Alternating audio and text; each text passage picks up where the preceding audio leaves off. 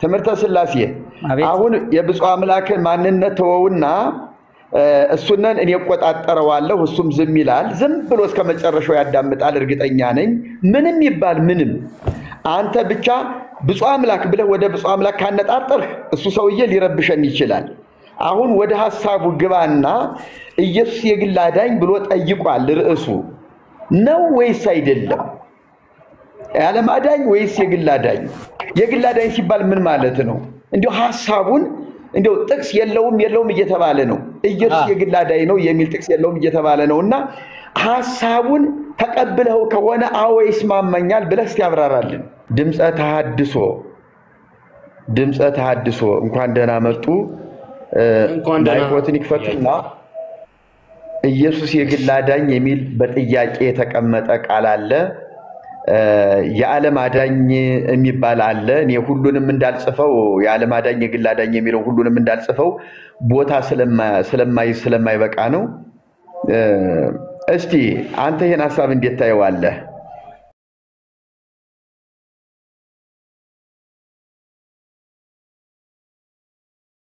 እንደኔ የሌሎቻችሁን አላውቅም እሺ ሰዓሊ ዲያቆን ሰሎሞን ይሰማሃል አለህ ይሰማል እንዴት አመሻችሁ እንዴት ዋላችሁ በያለው ሁላችሁንም መልካም ነው እነ ብፁዕ አምላክ ያነሱትም ጥያቄ ተገቢ ነው እንግዲህ ቃና አርሶት የለጠፉት ኢየሱስ የግል አዳኝ ነው ብለው ለጥፈዋልና እሱን ሐሳብም ይደግፉ ወንድሞች ያነሱን ያሉትና አቤ ማለት ነው ግን ይሄ ሐሳብ አንድ ሰው ለምሳሌ አቤ ያነሳው ሐሳብ አለ ኢየሱስ የግል አዳኝ ሚል ከዘፍጥረት እስከ ራዕየ ዮሐንስ አለ ወይ ነው ይሄንን የሚያነሳ ሰው ማስረጃ አለ ወይ ኢየሱስ የግል አዳኝ ሳይሆን የዓለሙ አዳኝ እንደሆነ ግን ምናልባት ቅድም አቤ ያነሳው ለተቀበሉት ዮሐንስ 1:12 ላይ ለተቀበሉት ሁሉ ግን በስሙ ለሚያምኑ ለእነርሱ የእግዚአብሔር ልጆች የሆኑ ዘንድ ስልጣን ሰጣቸው ነው የሚለው ይሄ ለተቀበሉት የልጅነት ስልጣን እንደተሰጣቸው የሚናገር ነው እንጂ የግል አዳኝ ነው የሚል ሐሳብ ፈጽሞ የለውም ነው ለተቀበሉት በስሙ ለሚያምኑ የልጅነትን ጸጋ እንዴት እንደሰጣቸው ሲናገር ነው ማለት ነው ግን ክርስቶስ ድነትን በተመለከተ ከጥንት አብሶ ወይም ደግሞ የባህሪ ጉስቁልና ምንለው ዓለም ሁሉ አልዳነም ወይ ነው ለተቀበሉት በስሙ ለሚያምኑ ልጅነትን ሰጥቶናል ለተቀበልነው በስሙ ላመንነው የልጅነትን ስልጣን ሰጥቶናል ነገር ግን ድነትን በተመለከተ ኢየሱስ የግል አዳኝ የሚባል ትምህርት አለ ወይ እንዴው ኢየሱስ የግል አዳኝ ነው ብሎ የተናገረ ሐዋርያ አለ ወይ ዮሐንስ ግን የዓለሙ አዳኝ እንደሆነ እንዴት እንደተናገረ ላሳያችሁ ወረድ ብላችሁ ዮሐንስ ወንጌል ምዕራፍ 1 ቁጥር 29 ላይ ነዋዘጉ ለእግዚአብሔር ዘያትት ኃጢአት ዓለም ይላል ምንድነው የሚለው እነሆ የዓለምን ኃጢአት የሚያስወግድ ነው እንጂ ሚል የግልን ኃጢአት አይደለም የሚለው የዓለምን ኃጢአት የሚያስወግድ የእግዚአብሔር በግ ነው የሚለው ዮሐንስ ወንጌል ምዕራፍ 1 ቁጥር 29 ላይ ስለዚህ ኢየሱስ ክርስቶስ የዓለሙ ሁሉ አዳኝ ነው እንጂ ያበበ የከበደ ብቻ አይደለም የግለሰብ አዳኝ አይደለም የግል አዳኝ ነው ካላችሁ ደግሞ ኢየሱስ የግል አዳኝ ነው የሚል ማስረጃ አምጡልን እግዚአብሔር ይስጥልኝ አመሰግናለሁ በእንዲህ አይነት ጨዋነት በተሞላበት ሐሳብ መናገር ያስደስታል ጥሩ ነው መደማመጥ አለ የራስን መልከታ ይሄን ይቀበላል ይሄ አይቀበልም ይሄ የለም ይሄ አለ የሚለውን በእንዲህ አይነት ሁኔታ አስቀምጧል ጥሩ ነው ሌላ ሥላሴ ማን ነው እስቲ ይቅርታ የምትለዋ ተለማለት ነው ተስፋ ሥላሴ እስቲ ይሄን ሐሳብ ይያዩታል ትምህርተ ሥላሴ እኔ ትምህርተ ሥላሴ ነው በቅድሚያ እንደማሉ ላይ ትምህርተ ሥላሴን ይምከሩልን ያው ጣልቃ እየገባ ነው እየተቆጣን ስለሆነ በዚህ አጋጣሚ ይምከሩልን ወይ አሁን ብፁዕ አምላክን ትምህርተ ሥላሴ ጣልቃ ሲገባ አመሉ ነው በየቦታው ነው የሚረብሸው አመሉ ስለሆነ ብዙም እንትን መብት እንዳይሰጡት አዎ እንደዚህ ባህሪው ነው። የጎንዮሽ ንግግር፣ አሽሙር፣ ማሽማጠጥ አመሉ ነው። ስለዚህ እኛ እንነጋገር። አንተም አይመለከትም፣ ስለኔ አይመለከትም። ቤቱን አትረብሽ። አንድ እድል ሰጥተውኛል ልናገር። ትምህርተ ሥላሴ እርግጥ ነው ኢየሱስ ክርስቶስ የግል አዳኝ አይደለም ብለን የምንናገርም ሰዎች ኢየሱስ ክርስቶስ የግል አዳኝ ነው ብለን የምንናገር ሰዎች በሐሳብ ደረጃ የምንገናኝበት ቦታ አለ። ለምሳሌ ዮሐንስ ወንጌል ምዕራፍ 1 ቁጥር 12 ላይ ያለው ቃል ወደ ገዛ ወገኖቹ መጣ፣ የገዛ ወገኖቹ አልተቀበሉትም ይልና ለተቀበሉት ነው። ተቀባዩ አካል ነው የግል አዳኝ የሚለው ተቀባዩ አካል። የክርስቶስ የማዳን ሥራ ለዓለም ሁሉ ነው። አዳኝነቱ ለዓለም ሁሉ ነው። ቤዛነቱ ለዓለም ሁሉ ነው። ያዳነው ዓለምን ሁሉ ነው።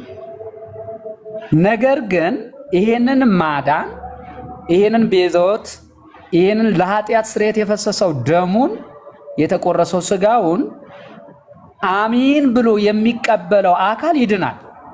ያ አካል ነው የኔ አዳኝ ነው ብሎ የሚናገረው እንጂ የክርስቶስ አዳኝነትማ ለዓለም ሁሉ ነው። መድኃኒትነቱ ለዓለም ሁሉ ነው። አዳኝነቱ ለዓለም ሁሉ ነው። መድኃኔ ዓለም የዓለም መድኃኒት ብለው ሲናገሩ የሰማርያ እነዛ ሰዎች እኮ ኢየሱስ ክርስቶስ የዓለም መድኃኒት ሆኖ ስለተገለጠ ነው። ነገር ግን ያንን መድኃኒትነት ሁሉም እሺ ብሎ ውጧል ወይ ተቀብሏል ወይ ነው። የዋጠው አካል ነው ሲድን ድኛለሁ የኔ አዳኝ ነው ብሎ የሚናገረው፣ እኔን አድኖኛል ብሎ የሚናገረው የዳነው አካል ነው። ያ ማለት ምን ማለት ነው? በሮሜ ምዕራፍ 10 ቁጥር 9 ላይ ኢየሱስ ክርስቶስ ጌታ እንደሆነ በልብህ ብታምን በአፍህ ብትመሰክር ትጸድቃለህ፣ ትድናለህ ነው የሚለው ክፍሉ። ስለዚህ ያ የዳነው ያ የጸደቀው አካል ነው ይሄን ቃል የሚመሰክረውና የሚናገረው እንጂ ክርስቶስ ለዓለም ሁሉ እንደመጣ ዓለምን ሁሉ እንዳዳነ ለዓለም ሁሉ ቤዛ ሊሆን እንደመጣ ሁሉም ያምናል። ግን የተቀበለው አካል ያ ሰውዬ ሲናገር ነው የግል አዳኝ ብለን የምንናገረው እንጂ የክርስቶስ አዳኝነትማ ለሁሉም ነው። መድኃኒትነቱ ለሁሉም ነው። ፈዋሽነቱ ለሁሉም ነው። ቤዛ ሊሆን የመጣውም ለሁሉም ለዓለም ሁሉ ነው። ግን የተቀበለው አካል አሚን ብሎ ያመነው አካል ግን እኔን አድኖኛል ብሎ ሲናገር የኔ አዳኝ ነው ብሎ ይናገራል። እሱ ነው የግል የሚባለው እንጂ የክርስቶስ ማዳንማ ለሁሉም ነው፣ ለዓለም ሁሉ ነው።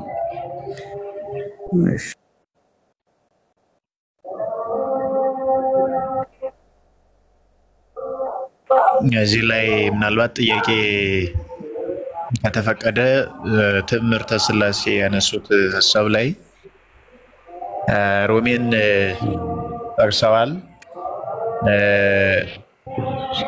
ዮሐንስንም ደግሞ ጠቅሰዋልና እርሶት ኢየሱስን ተቀብለዋል? በደንብ ኦኬ።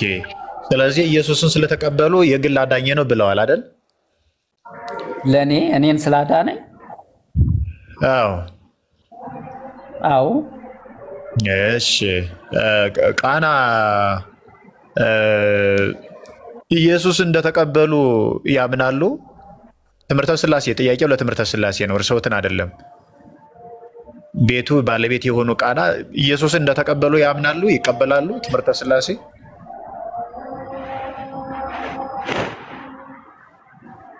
ትምህርተ ሥላሴ ማን ነው የምጠይቀው? እኔ ነው የምጠይቀኝ? አዎ ጥያቄው ለእርሶት ነው። ምን ብለው ነው ይህን ቤት የከፈቱት? ቃና ባለቤቱ ኢየሱስን እንደተቀበሉ የግል አዳኝ ነው ተቀበሉ ያምናሉ?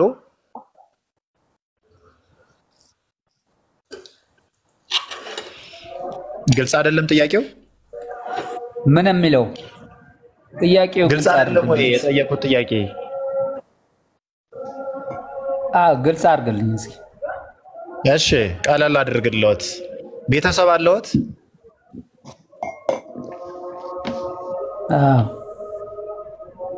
የእርሶት ቤተሰቦች በኢየሱስ ክርስቶስ ያምናሉ? ተቀብለውታል ኢየሱስን? እሺ ስለዚህ ኢየሱስ ክርስቶስ ለግልዎት ነው እርሶትን ብቻ ነው ያዳነው ወይስ ደግሞ መላው ቤተሰቦትንም ነው ያዳነው? እዚህ ላይ ነው ችግሩ። መልስ ይስጡኝ ወይ መልስ ይስጡኝ። እንደዛ አይደለም የምትፈልገውን አይደለም መልስልህ እኮ አይደለም የምትፈልገውን አልመልስልህም። መልስ የምፈልገውን ሳይሆን ጥያቄን ይመልሱልኝ። ቤተሰቦትን ከነ ቤተሰቦ ነው ያዳነውት ብቻዎትን ነው ያዳነውት ኢየሱስ? ይስሙኛ እርሶ ደግሞ ጠየቁኝ አይደል? ያዳምጡ። እርሶ የሚፈልጉትን አልመልስሎትም። መጽሐፉ እንደሚለው ቤተሰቦቼም እኔም ክርስቶስን አመንን። ስናምን መጀመሪያ እኔ ነኝ ያመንኩት። እኔ ሳምን ይህን ጌታ ማመን መቀበል ፈልጋለሁ ስል ይሄ ጌታ የህይወት አዳኝ አድርገህ ከተቀበልክ አንተም ቤተሰብህም ትድናላችሁ አሉ። አሜን ብዬ ሰማሁ፣ ተቀበል። እኔም ቤተሰቦቼም በዚህ ስም ዳንን፣ የዘላለም ህይወት አገኘን። እኔ እንዴት እንደዳኑ አይደለም የጠየኩኝ። እንዴት ዳኑ ብዬ አይደለም። ከዚህ የተለየ መልስ አንተ መች ጠየቅ? ወይ ከዚህ የተለየ መልስ የለኝም። ሰዓሊ ቆይ፣ አሁን አንተ መች ጠየቅ? አልጠየቅክም እኮ የራስህን ማብራሪያ ሰጥተሃል፣ ተጠይቋል። እሱ ማብራሪያ እየሰጠ ነው። አንተም የራስህን ማብራሪያ፣ ሌሎችም የራሳቸውን ማብራሪያ የሚሰጥ እንጂ አሁን ሙግት ቤት እያደረግነው ነው። ሙግት ቤት ሲሆን ወደ እልከኝነትና ወደ ብሽሽቅ ንግግር እየተገባ ነው። አሁን እስቲ ፕሮቴስታንትም ተሐድሶም የሚባሉት ሰዎች የየራሳቸውን አመለካከት ይናገሩ፣ የየራሳቸውን መረዳት ይናገሩ። ኦርቶዶክሳውያን ወንድሞቻችን እስቲ የየራሳችሁን መረዳት ትናገራላችሁ፣ ደግሞም እየተናገራችሁ ነው እንጂ ጣልቃ እየገባችሁ እንዲህ ብዬህ አትበሉ። እሱ የተረዳውን የገባውን ይናገር፣ ይጨርስን፣ ያስቆመውና ሌላ ሰው እንዲናገር ይደረጋል። አሁን ዝም በሉ ተው። ቃና ሰምተውኛል። እኔ ያልኩትን ጥያቄውን ያቀረብኩለት በነገራችን ላይ እኔ ነኝ። ሙግትም ሳይሆን ክፍለ ትምህርተ ሥላሴ ምንድነው ያለው? ኢየሱስ ክርስቶስ የግል አዳኜ ነው አለና ቅድም ለተቀበሉት ሁሉ ግን በስሙ ለሚያምኑ ለእርሱ የእግዚአብሔር ልጆች የሆኑ ዘንድ ስልጣን ሰጣቸው የሚለውን ጠቅሶ አነሳውና ገለጻ እያደረገ ነበረ። አንደኛ እዚህ ክፍል ላይ ለተቀበሉት በስሙ ለሚያምኑ የልጅነትን ጸጋ ሰጣቸው እንጂ የግል አዳኝ ሚል የለም። በማስረጃ እናውራ። የግል አዳኝ ሚል አምጡልን ነው። ይኸውልህ አሁን ማስረጃ ኖረውም አልኖረውም ማስረጃ አድርጎ ከተናገረውም ምን ለማለት እንደፈለገ አንተ ትገነዘብና በኋላ በራስህ ጊዜ ትክክልና በቂ መልስ አይደለም ብለህ ውድቅ ልታደርግ ትችላለህ እንጂ አሁን እሱ እየተናገረ ዘለህ ገብተህ እንደዚህ ማለት አትችልም እንዴ። እሱ በተሰጠው ጊዜ ራሱ የመሰለው መናገር ይችላል እኮ። የግል አዳኝም ያለ ማዳኝም የሚባል ነገር የለም ማለት መብቱ ነው። በቃ እስከ ተሰጠው ድረስ ይናገር፣ የመሰለውን እንስማ እንጂ አንተ የምትላትን እንዲል እንደሱ አትጠብቅ። እሺ ትምህርተ ሥላሴ አጠናቅና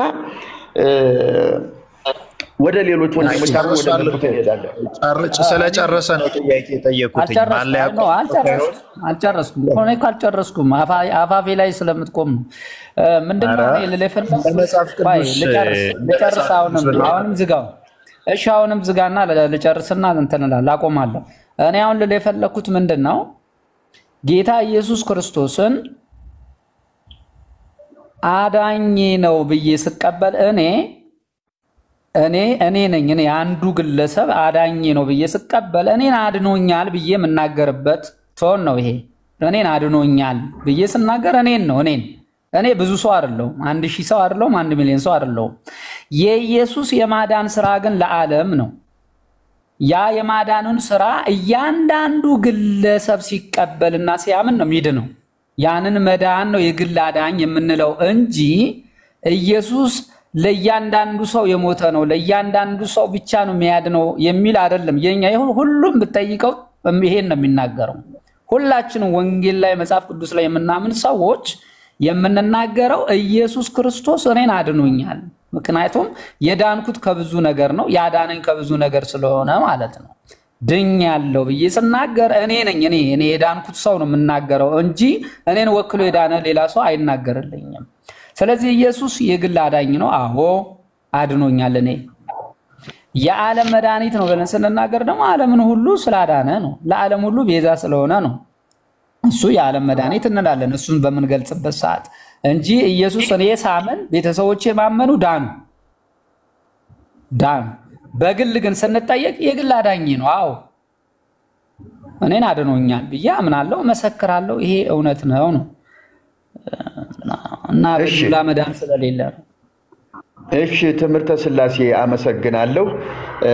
ሌሎቻችሁም በሚሰጣችሁ ጊዜ እንዲሁ በማስረጃ አስደግፋችሁም ማስረጃ ከሌላችሁ የራሳችሁን የውስጣችሁን ያመናችሁትን የገባችሁን መናገር መብታችሁ ነው።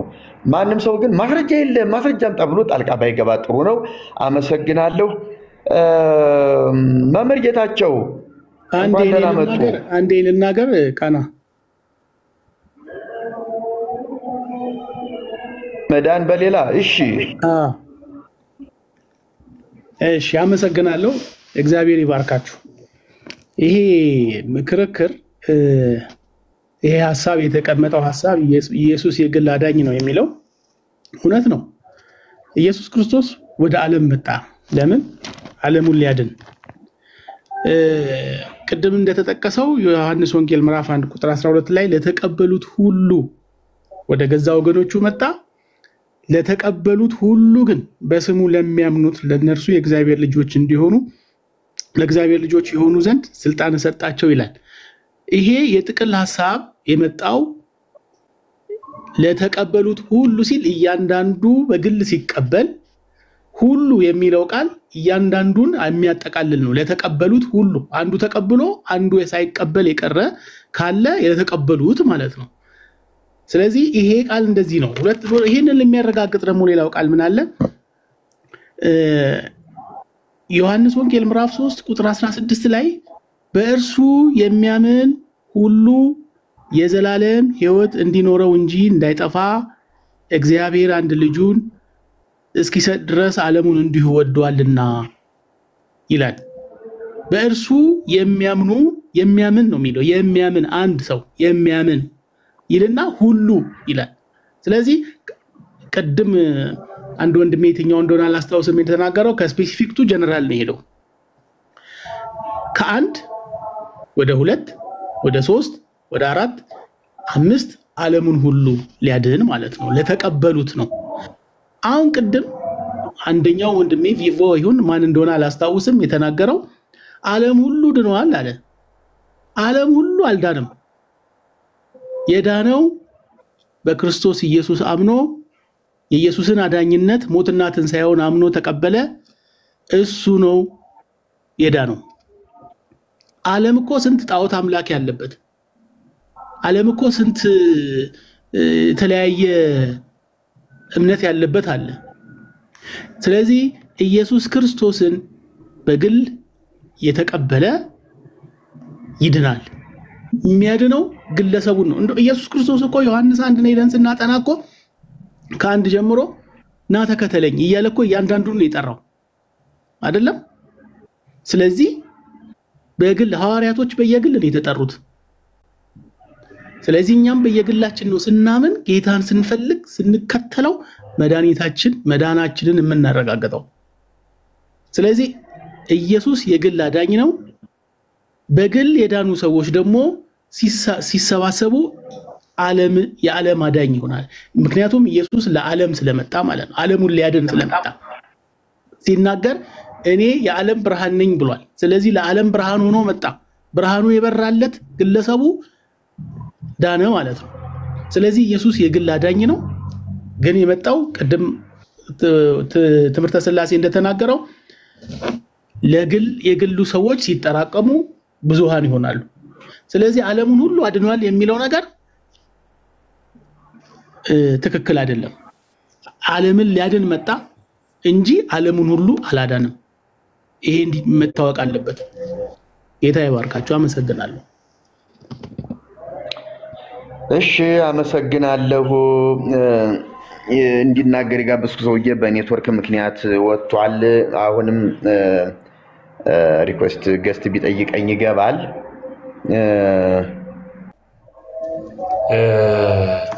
በጣም አመሰግናለሁ መርጌታ፣ እግዚአብሔር ይስጥልኝ። በዚህ ሐሳብ ላይ ይሄ በጣም መሰረታዊ ሐሳብ ነው። እንደው ዝርዝር ነገርም ለመነጋገርም ለብዙ ሰዎች አይን የሚከፍት ርዕሰ ጉዳይ ነው ብዬ ነው የማስበው። እንግዲህ ኢየሱስ የግል አዳኝ ነው ወይንስ አይደለም ወይም የዓለም ሁሉ አዳኝ ነው ወይንስ ጌታ ኢየሱስ የግል አዳኝ ብቻ ነው የሚለው መልስ እንደው ዝም ብለን እኛ ከራሳችን መረዳት ወይም ራሳችንን መጽሐፍ ቅዱስ እንዲህ ሊል ይችላል ከሚል መረዳት ተነስተን ሳይሆን መጽሐፍ ቅዱስ በዚህ ጉዳይ ላይ ምን ይላል ከሚል ነገር ብንነሳ በጣም ጠቃሚ ነው ብዬ አስባለሁ። እንግዲህ መጽሐፍ ቅዱሳችን በዋናነት በተለይም በአዲስ ኪዳን ትምህርት ላይ በጣም ዋና ጉዳይ ተደርጎ ሊወሰድ የሚችለው የመዳን ጉዳይ ነው ወይም ይሄ ደህንነት የሚባለው ወይም በሌላ ቋንቋ የዘላለም ሕይወት ብለን የምንጠራው ወይንም በልጁ በኢየሱስ ክርስቶስ በኩል ከእግዚአብሔር ጋር እርቅ ያደረግንበት በጣም መሰረታዊ የሆነ ጉዳይ ነው። ስለዚህ ይሄ መዳን ወይም ይሄ ደህንነት የሚባለውን ሐሳብ ስናወራ በጣም በጥንቃቄ ማውራት የሚገባን ነገር ነው ብዬ ነው ማስበው። ምክንያቱም የዘላለም ሕይወት ጉዳዮቻችንን የምንበይንበት የዘላለም ሕይወት እጣፈንታችንን የምንበይንበት መሰረታዊ የሥነ መለኮት ሐሳብ ስለሆነ እንዲሁ ዝም ብሎ በግል ግንዛቤያችን ወይም እንዲሁ ዝም ብሎ እንደው በግል ሐሳባችን ተነስተን የምናወራ መሆን ይገባናል ብዬ አላስብም።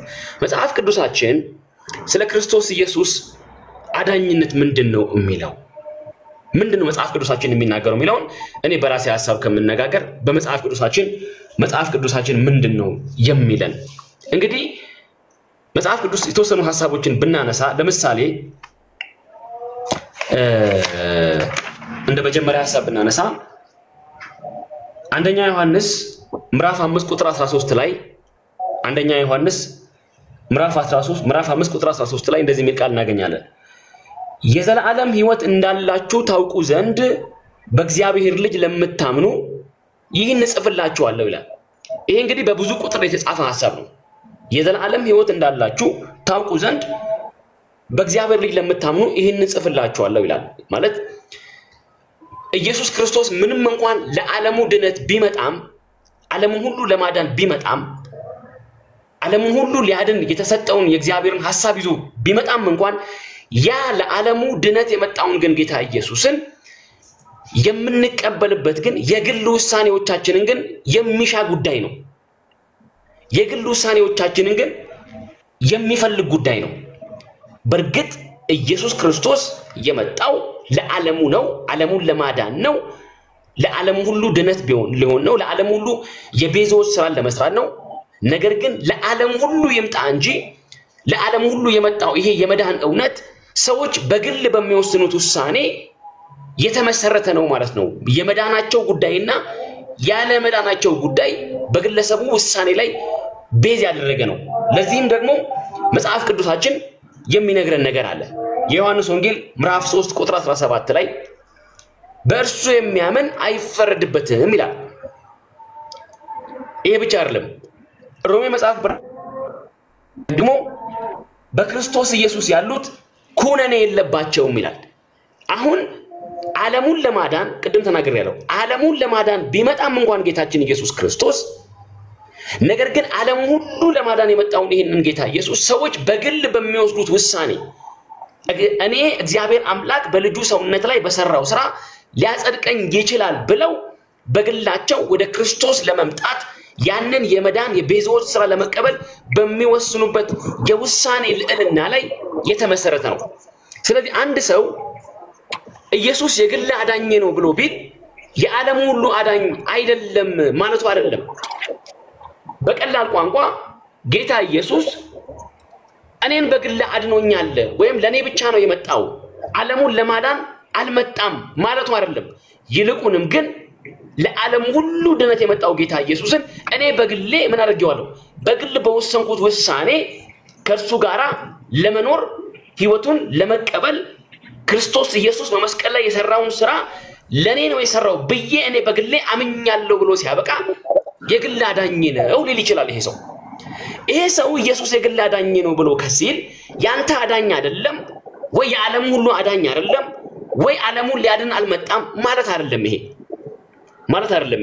ስለዚህ የግል አዳኝ ነው የሚለው ጉዳይ መነሳት የሚገባው ለኔ ብቻ ነው የመጣው ለማለት ሳይሆን ተቀብያለሁ የሚለውን ቃል ለመግለጥ ብቻ ሊውል የሚገባው ሐሳብ ነው። ለዓለም ሁሉ ይምጣ እንጂ መድህንነቱ መድኃኒትነቱ ቤዞቱ የሰራው ስራ ዓለም ሁሉ ሊያድን የሚችል ቢሆንም እንኳን ዓለም ሁሉ ግን አሜን ብሎ ካልተቀበለው መጽሐፍ ስለሚናገር ለተቀበሉት ግን በስሙ ለሚያምኑት የእግዚአብሔር ልጆች ሆኑ ዘንድ ነው። አየ ለተቀበሉት ቅድመ ሁኔታ አለ የተቀመጠ ፕሪኮንዲሽንስ አለ የተቀመጠ ዓለም ሁሉ ለማዳን የመጣ ነው። ግን ይሄ ድነቱ ግን ለተቀበሉት ሁሉ የሚል እኛ ልንቀይረው ማንችለው እኛ ልናስተካክለው ማንችለው እኛ በዘመን በእድሜ ብዛት እርማት ልንሰጠው ማንችለው ከርክመን ልናስተካክለው ማንችለው መሰረት የያዘ የእግዚአብሔር ቃል ስላለ ለተቀበሉት ሁሉ ግን በስሙ ለሚያምኑት የእግዚአብሔር ልጆች ሆኑ ዘንድ ስልጣንን ሰጣቸው ብሎ ስለሚናገር ይሄ ብቻ አይደለም በእኔ የሚያምን የዘላለም ሕይወት አለው ብሎ መጽሐፍ ይነግረናል። ስለዚህ ሰውየው በግሉ በሚወስደው ውሳኔ በግሉ ከእግዚአብሔር የተገለጠውን የመዳን ሐሳብ በግል በሚወስነው ውሳኔ ላይ የሚመሰረት ነው። ስለዚህ የኔ የግል አዳኝ ነው ማለት ቅድም እንደተናገርኩት ያንተ አዳኝ አይደለም ማለት አይደለም። የዓለሙ አዳኝ አይደለም ማለት አይደለም። ስለዚህ በዚህ ላይ መታየት አለበት። ሌላው መጨረሻው ሐሳብ ለማስቀመጥ የፈለኩት ጌታችን ኢየሱስ ክርስቶስ በእሱ የሆኑት ሰዎች ወይም እሱን የሚያምኑ ሰዎች የሚሆኑትን ነገር መጽሐፍ ቅዱስ ይነግረናል። ያመኑ ሰዎች ሁለተኛ ቆሮንቶስ ምዕራፍ 5 ቁጥር 17 ላይ ሁለተኛ ቆሮንቶስ ምዕራፍ 5 ቁጥር 17 ላይ ስለዚህ ማንንም በክርስቶስ ቢሆን አዲስ ፍጥረት ነው ይላል። ማንንም በክርስቶስ ቢሆን ምን ማለት ነው? ማንንም የተባለው እኔ ሊሆን ይችላል፣ ማንንም የተባለው እዚህ ያለ ሰው ሊሆን ይችላል፣ ማንንም የተባለው የትኛውም ግዘፉን ዓለም ላይ ያለ ሰው ሊሆን ይችላል። የተፈጥሮ ሰው በክርስቶስ ቢሆን አሁን አዲስ ፍጥረትነት ማለት እርቅ ማለት ነው። አዲስ ፍጥረትነት ማለት ከእግዚአብሔር ጋር መታረቅ መዳን ማለት ነው። ስለዚህ የመዳንን ሐሳብ የሚቀበል ሰው በክርስቶስ መሆን አለበት የሚል ሐሳብ አለው። ይሄ ማለት በእያንዳንዳችን ህይወት ላይ እያንዳንዳችን የሰማነውን ነገር ተቀብለን የተነገረንን የእግዚአብሔር ቃል ተቀብለን በመንወስነው የግል ውሳኔ የእግዚአብሔር ልጅነትን ልንቀበል እንችላለን ማለት ነው። ይሄ ማለት ግን ጌታ ኢየሱስ የመጣው ለኔ ብቻ በግሌ ለኔ ብቻ ነው የመጣው ማለት እንዳልሆነ ልንገነዘብ ይገባል። ምንም እንኳን ለዓለም ሁሉ ቢመጣ ዓለም ሁሉ አልተቀበለው ለተቀበሉት ሁሉ ግን በስሙ ለሚያምኑት የእግዚአብሔር ልጆች የሆኑ ዘንድ ስልጣንን ሰጣቸው ማለት በዚህ ሐሳብ ላይ ተቀልለዋል ማለት። ስለዚህ የግል አዳኝ ነው ወይስ የዓለሙ አዳኝ ነው የሚለው ሐሳብ በራሱ በኔ እምነት የሚጋጭም ነገር አይደለም አስተካክለን ከሰማ ነው። ጌታ ኢየሱስ የመጣው ዓለሙን ለማዳን ነው፣ ምንም ጥያቄ የለውም። ምንም እንኳን ለዓለሙ ድነት ግን ቢመጣም እንኳን በግላችን በምንወስናቸው ውሳኔዎች ላይ የተመሰረተ ነው ለማለት ተፈልጎ ነው የግል አዳኝ የተባለው እንጂ ተቀብያለሁ አምኛለሁ በእርሱ ስራ ድኛለሁ ከእግዚአብሔር ጋር ታረቅያለሁ ብሎ ሲል የግል አዳኝ ነው በግሌ አምኛለሁ ለማለት ሲል የሚጠቀመው ቃል ነው ብዬ ነው ማምነው። መጽሐፉን በዛ ነገር ነው የሚያስረዳን። አመሰግናለሁ። እሺ አመሰግናለሁ። በተቻለ መጠን ሰብሰብ ለማድረግ አጠር ለማድረግ ሞክሩልኝ። እንዲሁ ወደደኝ የሚል ሰው መጥቷል። እስቲ እንዲሁ ወደደኝ ኢየሱስ የግል አዳኝ ወይስ የዓለም አዳኝ ምን ማለት ነው? የዓለም አዳኝ አዎ እውነት ነው። ኢየሱስ ወደ ዓለም መጥቷል ዓለም ሁሉ እንዲድን ይላል መጽሐፍ ቅዱስ እና እግዚአብሔር ደግሞ አንድያ ልጁን ወደ ዓለም እንደላከው ይናገራል። ነገር ግን ደግሞ ኢየሱስ የግል አዳኝ እየተባለ ይነገራል። አሁን ወንድማችን ድምጸ ተሐድሶም የግል አዳኝ ማለትን እና የዓለም አዳኝ ማለትን ለይተን እንይ በሚል ሐሳብ ትንታኔ ያቀርባል። እስቲ እንዲሁ ወደደኝ ምን ትላለህ አንተስ? ይቀርባል ሲተወኝ ወንዲሁን አላወኩም። አይ ወንድ ነኝ እንግዲህ ሁላችሁንም ሰላም ብያችኋለሁ። እና እኔ ምለው ምንድነው እዚህ ጋር ወንድሞች በትክክል ደግሞ ተናግሯል። ደግሞ ከዚህ የበለጠ የሚያወራው ነገር የለኝም። ኢየሱስ ክርስቶስ ለዓለምን ሁሉ ደግሞ ሊያድን ደግሞ የመጣ የእግዚአብሔር ልጅ ነው። ይሄንን ደግሞ ልጅ ደግሞ ሰው ልጅ ደግሞ የሚድነው በግሉ አምኖ ነው እና ኢየሱስ ክርስቶስ እውነት ነው፣ የግል አዳኝ ነው። ሰው ደግሞ የሚድነው በግሉ አምኖ። በግሉ ደግሞ ካላመነ ዮሐንስ 3:18 ላይ ደግሞ እንደምናገር በእርሱ ደግሞ የሚያምን አይፈረድበትም። በእርሱ ደግሞ የማያምን ግን በአንዱ በእግዚአብሔር ልጅ ስም ስላላመነ አሁን ተፈርዶበታል ይላል። ስለዚህ ሰው የሚድነው በግሉ አምኖ ነው። ስለዚህ የግል አዳኝ የሚለው ሰውየው ነው እንጂ እንትን አይደለም። ሁላችሁም እግዚአብሔር ይባርካችሁ። አብሮ እናንተ ሰማችኋል። ቃናዬ ርዕሱ እየተሳተ ነውና ማስተካከያ ፍቀዱልኝ። ቶ ይውጣ። ይኸውልህ እኔ እየተከታተልኩ ነው። ጨርሰዋል እኮ ወንድሞች ጨርሰዋል። ርዕሱ እየተረሳ ስለሆነ ማስታወሻ እንድናገር ወይ ክርስቲያን ሀሳብ ልሰጥ አይደለም ወይ እኔ እንግዲህ ማሳሰቢያ ልሰጥ ነው። ቃና ቆይ እሺ፣ ይኸውልህ አሁን ከዚህ በኋላ ከአንድ ሰው በኋላ አንተ ስለምትናገር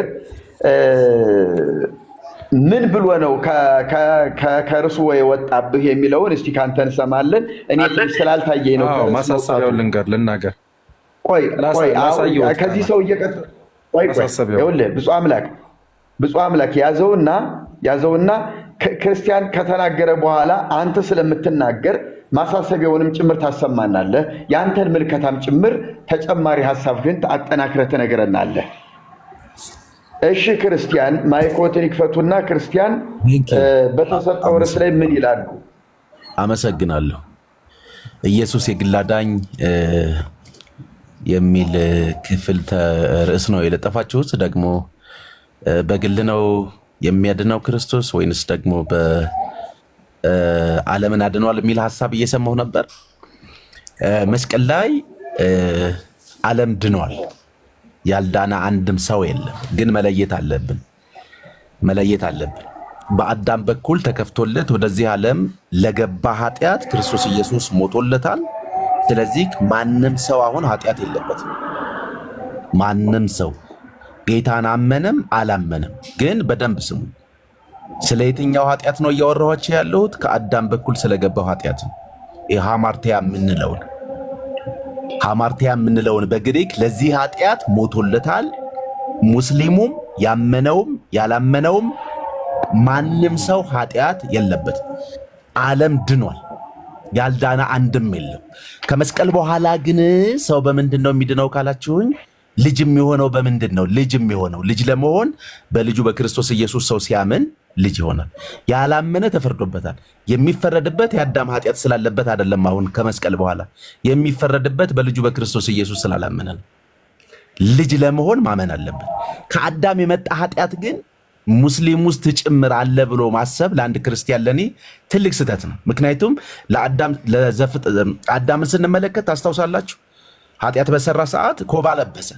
በራሱ አቅም በራሱ ጉልበት ቁርበት ነው ያለበሰው። አልብሰኝ ብሎ ሳይጸልይ ቁርበት አልብሶታል። ዘፍጥረት 15 ላይ ስንመለከት ደግሞ አብርሃምን ኪዳን ሲገባ ሲማማሉ ታስታውሳላችሁ። ፍየል በግ አምጣልኝ ያለው ሰነጠቀለት። በተሰነጠቁት ውስጥ አብርሃም እንዳያልፍ የመስቀሉ ኪዳን ላይ እንዳይገባ ሰው አብርሃም ላይ ከባድ እንቅልፍ አደረገበት። ብቻውን ነው ያለፈ። የመስቀሉ ስራ በአዳም በኩል ተከፍቶለት ለገባ ኃጢአት የመጨረሻ እልባት ተሰጥቶበት ተቀጥቷል። በቃ አለቀ። መስቀል የተሻገረ ሃማርቲያ የሚባለው ሲን ዘር የለም። ሰው ክርስቶስን አመነም አላመነም ኃጢአት የሚባል የለበትም። ልጅ የሚኮነው ካላችሁኝ ከመስቀል በኋላ ሰው በልጁ በክርስቶስ ኢየሱስ አምኖ ነው። ጨርሻለሁ። አመሰግናለሁ ክርስቲያን፣ እግዚአብሔር ያክብርልኝ። እሺ ወደ ላይኞቹ መለሳለሁ። ወደ መጀመሪያዎቹ ሰዎች አንዳንድ ሰዎች ሲመጡ እንግዲህ እነሱንም ጣልቃ እያስገባን እናስተናግዳለን። ብፁዕ አምላክ ከዚያ በቅደም ተከተል እንግዲህ በእኔ አቀማመጥ እንደተቀመጣችሁት ነው የምጋብዘው። ብፁዕ አምላክ እስቲ ማይክን ክፈትና እንደው ከርዕስ እየወጡ ነው ለምሳሌ የምትለውም ካለህ የምትነግረን አስተያየት አካሄድ፣ ከዚያ ቀጥለህ ግን አንተ ደግሞ የቅድሙን ሐሳብህን በማጠናከር መግለጽ ትችላለህ። እሺ ቃና አሁን እድሌን በሰፊው ስለምጠቀምበት እንግዲህ አዳምጡኝ። በመጀመሪያ ቃና ማስተካከያዬን ልናገር። እያወራን ያለነው ስለ ሰው አይደለም። ድምፀ ተሐድሶ አምኖ ምን ያገኛል፣ ትምህርተ ሥላሴ ተቀብሎ ምን ያገኛል አይደለም ርዕሱ። ርዕሱ የሚታመነው ኢየሱስ ነው። የሚያምነውን ድምፀ ተዋህዶ የሚያምነውን ሰዓሊ የሚያምነውን ቃና አይደለም ርዕሱ። ሊታመን የሚገባው ኢየሱስ ላይ ነው ርዕሱ። ሊታመን የሚገባው ኢየሱስ የግል አዳኝ ነው ወይ ነው ርዕሱ።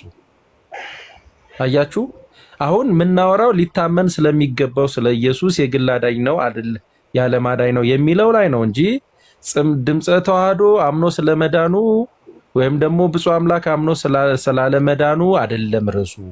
ስለ ሰው አይደለም ርዕሱ። ሰው ስለሆነው አምላክ ፍጹም ሰው ፍጹም አምላክ ስለሆነው ስለ ኢየሱስ ክርስቶስ ነው ርዕሱ። ስለዚህ እሱ ኢየሱስ ክርስቶስ የግል አዳኝ ነው ነው የሚለው ርዕሱ። ስለዚህ ስንወያይ ስለ ኢየሱስ ነው ልንወያይ የምንፈልገው እንጂ ማናችንም ስለ ራሳችን እንድናወራ አይደለም። ስለ ራሳችን የምናወራ ከሆነ ስለ ኢየሱስ እንድናወራ የታዘዝነውን እንስታለንና ከርሱም እንወጣለንና ይሄ ነው ማስተካከያ ቃና። ወደ ሐሳቤ ሲገባ እሱ ኢየሱስ ክርስቶስ ያላዳነው የሰው ልጅ አለ ብሎ የሚናገር ሰው ካለ እሱ ኦርቶዶክስም ተሐድሶም ፕሮቴስታንትም አይደለም። እርሱ ኢየሱስ ክርስቶስ የቱ አዳኙ ኢየሱስ ያላዳነው የሰው ልጅ አለ ብሎ የሚያምን ካለ ማለትም የእግዚአብሔር ልጅነት ያልሰጠው አይደለም ርዕሱ። ኢየሱስ ክርስቶስ ሊያድነን የመጣው ከማን? ከአባታችን በአዳም ምክንያት ከመጣብን መርገም ሊታደገን መጣ። ከአባታችን በአዳም ምክንያት ከመጣብን መርገም ሊታደገን መጣ፣ ሊያድነን መጣ። ከዚህ መርገም ከዚህ ኃጢአተኝነት ኢየሱስ ክርስቶስ ያላዳነው የሰው ልጅ አለ ብሎ የሚያምን ካለ እሱ ክርስቲያን አይደለም። ለምን? እሱ ኢየሱስ ክርስቶስ ኃጢአተኞችን ሊያድን ሲመጣ፣ ዓለምን ሊያድን ሲመጣ፣ የዓለምን ኃጢአት የሚያስወግድ የእግዚአብሔር በግ ሆኖ ሲመጣ የዓለምን ኃጢአት ያስወገደው ድምፀ ተዋህዶ ሲያምን አይደለም። ትምህርተ ሥላሴ ሲቀበል አይደለም። ዛሬ ብፁዕ አምላክ ዛሬ ሲመሰክር አይደለም። እንዲሁ በወደደኝ ዛሬ ኢየሱስ ጌታ ነው ሲል አይደለም።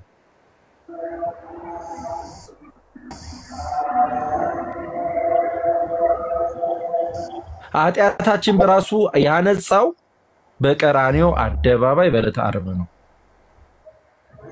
በዕለተ ዓርብ ኃጢአታችንን ያስወገደውን ጌታ ማለትም ከአዳም በደል የመጣብንን መርገም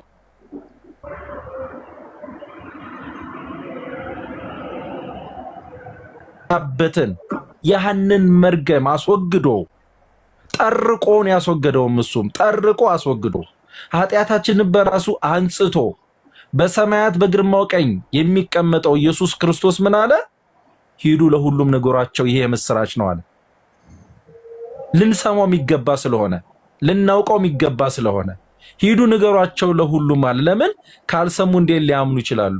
ካልሰሙስ እንዴት ሊረዱ ይችላሉ? በመስማታቸውና በመረዳታቸው የሚያገኙት የእግዚአብሔር ልጅነት አለ። በመስማታቸውና በመረዳታቸው ሰምተውና ተረድተው አምነው የሚያገኙት የእግዚአብሔር ልጅነት አለ። ለነሱ ነው በአመኑት ለተቀበሉት ተብሎ የተነገረው። በልጁ የሚያምን ተብሎ የተነገረው በርሱ ነው። ሊያምኑ የሚገባው ግን እሱ ኢየሱስ ክርስቶስ መድኃኔ ዓለም መሆኑን ማለትም ቃና ስላዳነን አዳኝ ስላስታረቀን አስታራቂ መሆኑን እሱ የሐዲስ ኪዳን መካከለኛ ሆኖ በሰውና በእግዚአብሔር መካከል ሆኖ የጠብን ግድግዳ የሻረ እሱን መሆኑን በደሙ ዋጋ የገዛን እሱ መሆኑን ሰዎች ማመን አለባቸው። ማንን ነው የሚያምኑት? የዓለሙን አዳኝ ነው የሚያምኑት። አያችሁ፣ የዓለምን አዳኝ ሲያምኑ እሱ ኢየሱስ ክርስቶስ ምን ይባላል? የዓለም አዳኝ መድኃኔ ዓለም ይባላል። እንዲያውም ቃና ሰምተው ከሆነ በተለያዩ ቤተ እምነቶች ነን በሚሉ ቤቶቹ ሲሰማ ምን ሰማሉ?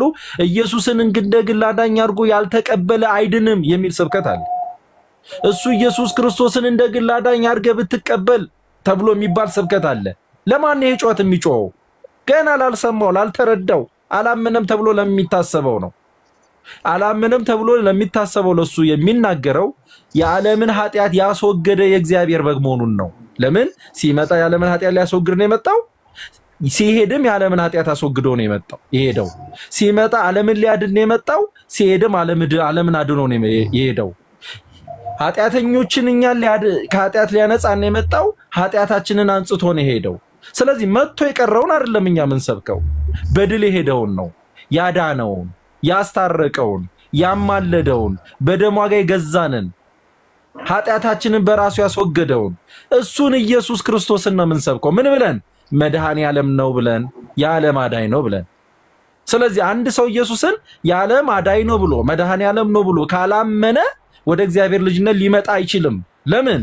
እምነቱ መሰረት ማዕከል የሚያደርገው ኢየሱስ ክርስቶስ የዓለም አዳኝ መሆኑ ነው። ስለዚህ ማንንም ሰው ኢየሱስ ክርስቶስን የዓለም መድኃኒት ነው ብሎ ካላመነ ወደ እግዚአብሔር ልጅነት የሚመጣበት ምንም ሞራል የለውም፣ ልዕልናም የለውም፣ ቃልም የለውም። ለዛ ነው አንድም የመጽሐፍ ቅዱስ ክፍል ላይ አንድም ሐዋርያ እኔ ቃናም ጭምር ሲናገሩ ሰምቼ አላቅም ኢየሱስ ክርስቶስን አንድም ሐዋርያ የግል አዳኝ ነው ብላችሁ መኑ የግል አዳኝ ነው ብላችሁ ተቀበሉ ሲሉ ሰምቼ አላቅም። ግን ምን አለ ሐዋርያው? የዓለምን ኃጢአት ያስወገደ እግዚአብሔርን በግ መሆኑ መሰከረ። ኃጢአታችን በራሱ ያነጻ መሆኑን መሰከረ። እንዳማለደን መሰከረ። እንዳስታረቀንም መሰከረ። እንዳዳነንም መሰከረ። በደሙ ዋጋ እንደገዛንም መሰከረ። ማንን? የሰው ልጆችን ሁሉ እመኑ ተባልን። ያመነን ወደ እግዚአብሔር ልጅነት መተናል። ያላመኑ እነሱ ግን ተፈርዶባቸዋል። ለምሳሌ እሱ ኢየሱስ ክርስቶስ መሐመድን አድኖታል ከኛ እኩል። መሐመድ ግን ያዳነውን ኢየሱስን ክዷልና አልቀበልም ብሏልና ተፈርዶበታል። ማን የተፈረደበት? መሐመድ። ብፁዕ አምላክ ኢየሱስ ክርስቶስን አምኗል፣ አምኖም ተቀብሏል። በመቀበሉስ የእግዚአብሔር ልጅነትን አግኝቷል። የእግዚአብሔር ልጅነትን ሲያገኝ ምን ሆነ ይባላል? ባያምን ኖሮ ብፁዕ አምላክ ሊመጣበት ከሚችለው ፍርድ ድኗል ተብሎ ይነገርለታል። ስለዚህ ኢየሱስ ክርስቶስ የዓለም አዳኝ ሆኖ ሳለ የግል አዳኝ ነው በማለት የእግዚአብሔር ልጅነት አገኛለሁ ብሎ አንድ ሰው ቢናገር ስህተት ይሆናል። ለምን? ኢየሱስ የግል አዳኝ ነው በማለት የእግዚአብሔር ልጅነት ይሰጣል ተብሎ የሰበከም ሐዋርያ የተናገረም ከቃና ጭምር ማንም የለም። የዓለም አዳኝ መድኃኔ ዓለም መሆኑን ግን ያመነ ወደ እግዚአብሔር ልጅነት እንደሚመጣ ግን የተመሰከረ የተነገረ ነው። ቃለ ሕይወት ያሰማልን። ቃል የተኛ ሰው አለ ዘቢገስት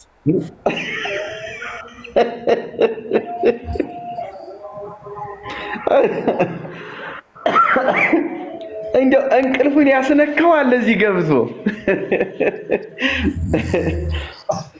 አረ የተኛ ሰው ድምጽ ታድሶ የሱ ድምጽ የእንቅልፉ ድምጽ ስለተሰማ እኔ እሱ ሚውት ይደረግልኝና ሌላ 20 ደቂቃ ይሰጠኝ። የሱ የእንቅልፍ ድምጽ ነው የተሰማው፣ የኔ አልተሰማም። ዘቢገስት በጣም አሰልቷል። ተንተና እግዚአብሔር ይባርክ። ዘቢግ መሰል ዘቢግ ነው እሱ ነው። አዎ ሚውት አድርጎ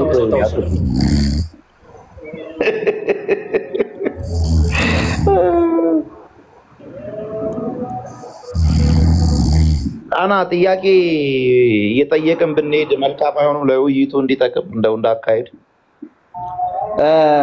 መጠያየቅ ጥሩ ነበረ። ግን እዚያው መተጋተግ እየሆነ መልስና ጥያቄው እዚያው ቃል በቃል እየሆነ ትንሽ አድማጮችን ይረብሻል። ያ ስለሚሆን አሁን አንተ ባልኸው መሰረት እምጨምረዋለኝ ከዚህ አስተምህሮ ከዚህ ሐሳብ ጋር እምጨምረዋለኝ የሚል ሰው እድሉን እንስጠውና ከዚያ ደግሞ በአንድ በኩል ደግሞ እንደገና እነዚያኞቹ ሰዎች እንሰማለን።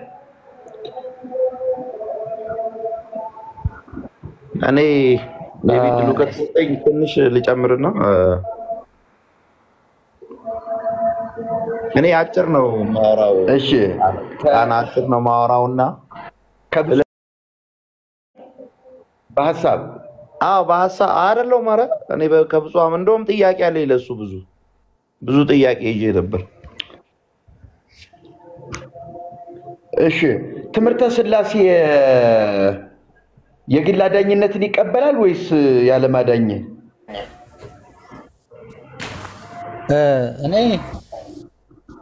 እኔ አቋሜን ተናግሬያለሁ። የኢየሱስ አዳኝነት ቅድም ብፁዕ አምላክ እንደተናገረው ነብዩ መሐመድ አልተቀበለም ይፈረድበታል፣ እኔ ተቀብያለሁ እሱን ነው እያልን ያለ ነው እኮ እኛ እንጂ የክርስቶስ የዓለም አዳኝነት እኛ መች አይደለም ነው አልን። እኛ እሳ ላይ ክርክር አልገባንም እኮ በመቀበሉ ላይ ነው። በመቀበሉ ላይ ትክክል ያልተቀበለው እንደተፈረደበት የተቀበለው እንደዳነ የዳንከው አንተ ነህ። አንተ ብፁዕ አምላክን የዳንከው እኔ ነኝ የዳንኩት ነው ስቀበል እሱን ነው እኛም እያልን ያለነው ነው። እኔ ተቀብያለሁ የግል አዳኝ ነው ኢየሱስ። አዎ የግል አዳኝ ነው። ደጋግሜ የምናገረው እውነት ይሄ ነው።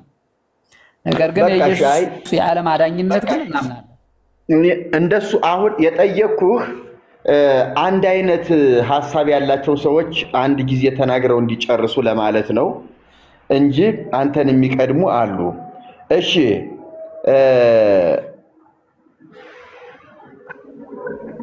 አቤ ወይ እንግዲህ እነዚያ ሰዎች እየሄዱ ነው። እስቲ እኔ ሐሳቤን እስካሁን አልተናገርኩም። ኔትወርክ እያስቸገረ ስለሚዘጋብኝ ዝም ብዬ እነሱን እየሰማሁ ልቆይ ብዬ ነው ዝም ያልኩት እንጂ እኔ የተወሰነ ሰዓት ላይ የራሴን አቋም ሐሳብ መናገር እፈልግ ነበረ። እስቲ አንተ ምን ትላለህ? እንደገና እስቲ የተጠናከረ ሐሳብ አምጣ እስቲ።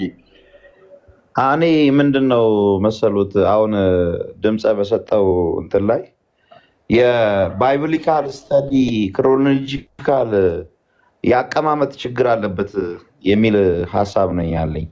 ለምሳሌ ከአዳም ይሄንን ዮሐንስ ወንጌል ቅድም እሱ ለዓለም ክርስቶስ የዓለም አዳኝ ነው ሲል ከአዳም ጀምሮ ያለውን የክሮኖሎጂካል ወይም ደግሞ የታሪክ አመጣጥ ታይሙን ያልጠበቀ አስቀማመጥ ነው ያስቀመጠው የሚል መነሻ ስላለኝ ነው። ይሄ ማለት ምንድነው?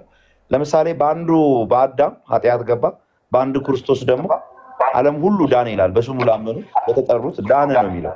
ስለዚህ አሁን ድምፀ ያስቀመጠው ነገር ከአዳም ታሪክ ጀምሮ እስከ ክርስቶስ ያለውና ከክርስቶስ ከመጣ በኋላ ከተወለደ በኋላ ከዛ ደግሞ እስከሞተ ሞቶ ደግሞ ተሰቅሎ ከተነሳ ያለውን የባይብሊካል ኦርደር ክሮኖሎጂካል ኦርደሩን የሰዓት አስቀማመጥ ነው አሁን ያስቀመጠው የሚል ሐሳብ ስላለኝ ነው። ለምሳሌ የተፈጸመውን ነገር ነው። ኦሬዲ ክርስቶስ ለዓለም ነው የመጣው። ኦሬዲ በአዳም ኃጢአት ገባ፣ በአንዱ ክርስቶስ ደግሞ ዓለም ሁሉ እንደዚሁ ነው ወደደ የሚለው ባይብል። እንደውም ዓለሙን ሁሉ እንደዚሁ ነው ወደደ የሚለው ለዓለም መጣ። በዓለም ሲመጣ ግን ኦሬዲ የመጣበትን ዓላማ ፈጽሞ መስቀል ላይ ተሰቅሎ ሞቶ ተነስቶ በአብ ቀኝ ነው ያለው ክርስቶስ። አሁን ስለዚህ እዚች መሃል ላይ ያለውን ነገር ድምፀ ስቶታል። ምንድነው የተሳተው ቢባል አሁን ክርስቶስ መጣ፣ ዓለሙን ሁሉ ሊያድን መጣ። ዓለሙን ሁሉ ሊያድን መጣና በስሙ ላመኑት ነው። ላመኑት ነው፣ በስሙ ላመኑት ነው። አሁን ፕሬዘንት ላይ ሆነን ነው የምናወራው እንጂ መጀመሪያ የነበረውን ቢፎር የነበረውን ፓስት ላይ የነበረውን ነው እሱ መነሻ አድርጎ ሲያወራ የነበረው እና ይሄ በጣም በባይብሊካል አስተምህሮት ውስጥ መስተካከል ያለበት ነገር አለ። አሁን የሚድነው በግሉ ክርስቶስን የሚያምን ሰው በግሉ። ለምሳሌ እንደዚህ ይላል መጽሐፍ የእግዚአብሔር ቃል ሲናገር ልጁ ያለው ሕይወት አለው፣ ልጁ የሌለው ሕይወት የለውም ይላል። በቃ ይሄ ማለት ምንድነው? በክርስቶስ ያመነ ማለት ነው። በክርስቶስ ያመነ ሕይወት አለው። አሁን ነው። በፊት ግን ዓለምን ሊያድን ነው የመጣው። ግልጽ ነው። እዛ ላይ ምንም የሚያከራክር ነገር የለም። ክርስቶስ ሲመጣ ሊያድን ነው የመጣው ዓለሙን። ነገር ግን በስሙ ላላመኑት አያድንም፣ ሕይወትም አይሰጣቸው። ዚስ ኢዝ ፕሬዘንት። አሁን ነው እያወራን ያለ ነው እንጂ ስላለፈው ከአዳም ጀምሮ ያለው ነገር ያልፈውን ክርስቶስ መጥቶ ተሰቅሎ ሞተልን፣ ኃጢአታችን አጥቦ ሄዷል። በቃ አሁን ግን ምንድነው? ምን መጽሐፍ የእግዚአብሔር ቃል ሲናገር እንደዚህ ይላል። እንደውም አንድ ቃል አስታወሰኝ። የዮሐንስ ወንጌል ምዕራፍ 10 ላይ እንደዚህ ይላል፣ እኔ የመጣሁት ሕይወት እንዲያገኙና የተረፈረፈ ሕይወት እንዲኖራቸው ነው ይላል። የተትረፈረፈ ሕይወት እንዲኖራቸው በምን? በስሙ ላመኑት። መንገድና ህይወት የሆነውን ክርስቶስን ስናምን ብቻ ነው። ይሄ ደግሞ ለእያንዳንዱ ሰው ለእያንዳንዱ በክርስቶስ ለማመን ሰው ጨለማ ውስጥ ላለ ሰው አልተሰጠም። በስሙ ለሚያምኑ አሁን ኦሬዲ እሱ ፈጽሞት መስቀል ላይ ሞቶ ሁሉ ነገር ተጠናቋል። አሁን ግን ድነትም ያለው በግልም ክርስቶስን ማግኘትም ምንድነው በክርስቶስ ብቻ ስናምን ነው እንጂ ዓለም ሁሉ ድኗል የሚለው የአስተምሮት እንትን እኔ እንደውም ከመነሻውም የተሳሳተ አስተምሮት ነው የስተት ትምህርት ነው የሚል ያለኝ። አመሰግናለሁ ቃና። እሺ አመሰግናለሁ።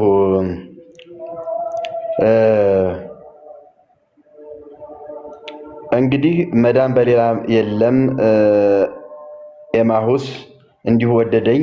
አንዳንዶቹ በድጋሚ መተዋል። ኤማሁስ ለመጀመሪያ ጊዜ ነው የመጣ። እስቲ መዳን በሌላ በማንም የለም በድጋሚ እንኳን ደህና መጣ።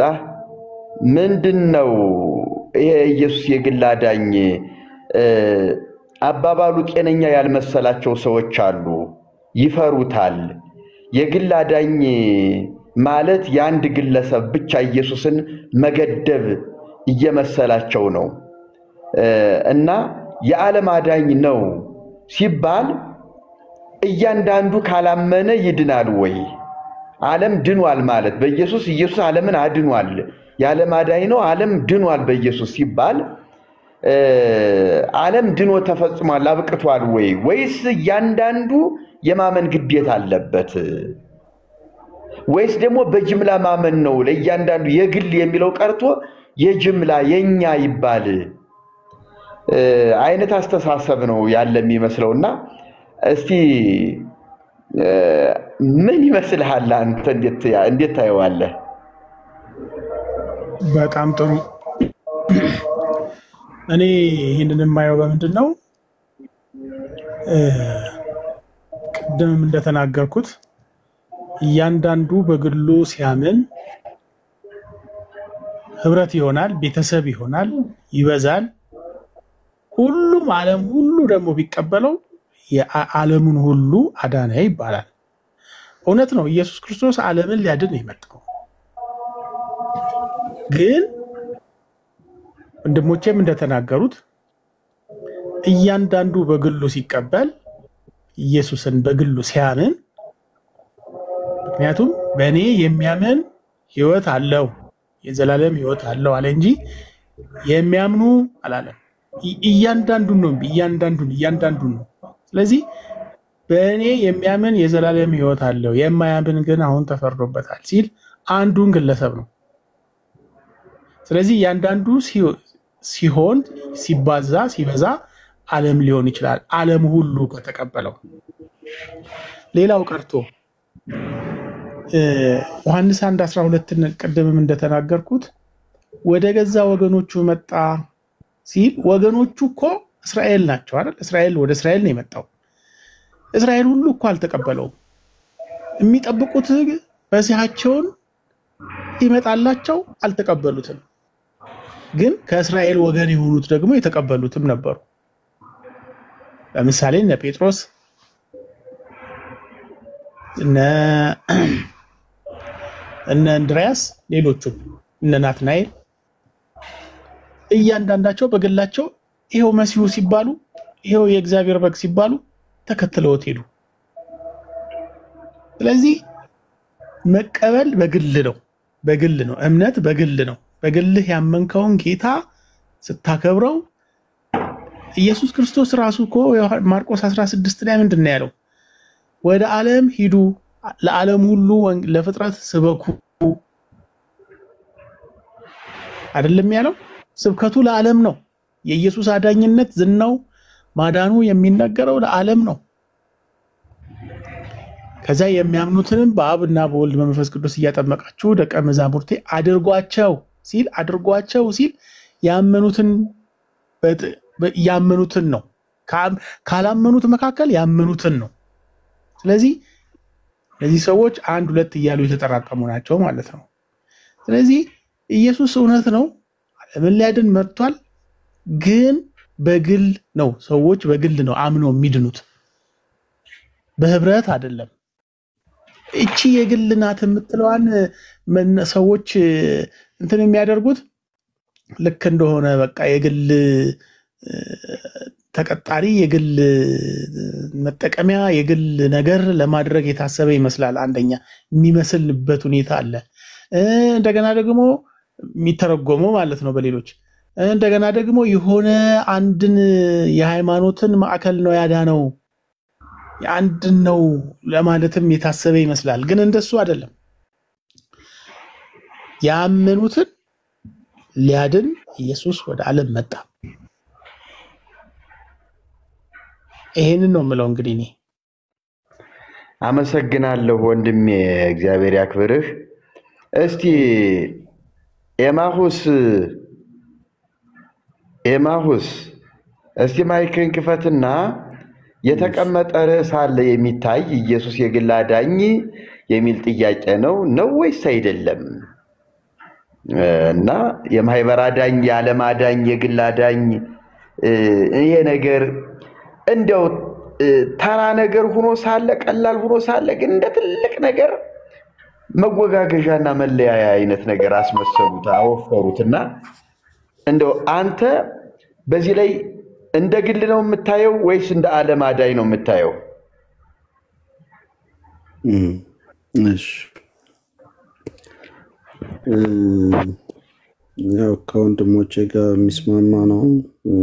አንደኛው ዮሐንስ 3:16 በእርሱ የሚያምን ሁሉ የዘላለም ሕይወት እንዲኖረው እንጂ እንዳይጠፋ እግዚአብሔር አንድያ ልጁን እስኪሰጥ ድረስ ዓለሙን እንዲሁ ወዷል። ስለዚህ ዓለም የሚለው ብዙ ትርጉም ያለው ቢሆንም የምናውቀው ነው። ዓለሙ የሕዝቡን ስብስብ፣ ዓለሙ ፍጥረቱን ጌታ ኢየሱስንም ምንም ልታደርጉ አትችሉም ይልና ዓለም ሁሉ ተከትሎታል ይላል። በዛ አካባቢ የነበሩትን ከተለያየ ቦታ የመጡትን ሰዎችን ይናገራል። ዓለሙ የሚለው ለኛ ሕዝቡን አጠቃላይ ነው የሚለውን ነገር እንውሰድና ዓለሙን እንዲሁ ወዷልና ነው የሚለው። ዓለምን ወዷል። ስለዚህ አሁን መዳኑ ለአንድ የህብረተሰብ ክፍል አይደለም ነው። አሁን ምንድነው በእርሱ የሚያምን ነው ያለው፣ ግን ለሆነ ማህበረሰብ ብቻ አይደለም። ቀደም እንዳልነው ዮሐንስ 1:12 ላይ ያለው ወደ ገዛ ወገኖቹ መጣ የሚለው ለነሱ ብቻ ሊሚትድ አለመሆኑን ነው የማዳኑን ስራ አንዱ ዓለምን ሁሉ ሲል። ስለዚህ በዓለም ሁሉ ግን አሁን የሚያምኑትን ኢንዲቪጁዋል የሆነ እያንዳንዱ የሆነ ፐርሰናል የሆነ እንዳለ ደግሞ ሁለተኛ ይነግረናል።